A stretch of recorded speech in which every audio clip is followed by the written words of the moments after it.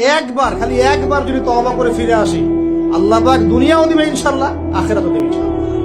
খালি একবার বলতে হবে আস্তাগফিরুল্লাহাল্লাযী লা ইলাহা ইল্লা হুয়াল হাইয়ুল কাইয়্যুম ওয়া আতুবু ইলাইহি। আল্লাহ, জীবনে যা পাপ করেছি মাফ করে দাও, আগামী জীবনে হায়াতে রিজিকে বরকত দাও, এবং পুরো জীবন যেন ইসলাম পালন করতে পারি, প্রচার করতে পারি, প্রসার করতে পারি, মানুষের মাঝখানে দিনের ভালো কথা বলতে পারি, আল্লাহ পাক দিনের বিজয় যেন অংশ নিতে পারি, সে তৌফিক আল্লাহ পাক দান করুন। কেউ একটু মোটা হইলে কয় তুই মোটুর ঘরের মোটু, কারণ নাক যদি ছোট হয় এরে কয় বোচা, তোর নাক বোচা। থামেন, অনেক হয়েছে আর না, এগুলো বলা যাবে না। কারণ কেউ কারো চেহারা বানানোর দায়িত্ব পায় নাই, এটা আল্লাহ তাআলা নিজ হাতে রেখেছে, নিজে করেছে। তাই কারো আকৃতি নিয়ে ব্যঙ্গ করলে স্বয়ং আল্লাহর সাথে ব্যঙ্গ করার শামিল। চিল্লায় বলেন ঠিক কিনা?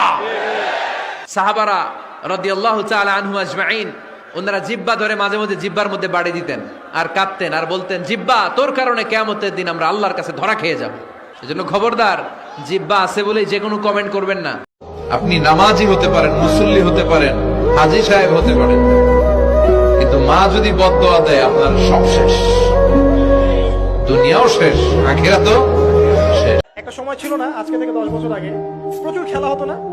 ক্রিকেট হতো, ফুটবল হতো, এই ব্যাডমিন্টন হতো শীতকালে, তাই না?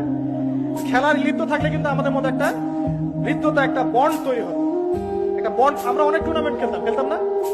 এখন দেখবেন কিচ্ছু নাই, সব বন্ধ, খালি ফোন, সারাদিন কি ফোন। এটা আরো কি ডেঞ্জারাস না? এভাবে তাদের ফিজিক্যাল বডিটা নষ্ট হচ্ছে, মেন্টাল স্ট্রেংথটাও নষ্ট হচ্ছে। এর চেয়ে বরং তারা যদি কোনো কসরত করে, এটা অনেক ভালো হবে, এটা আমার মত।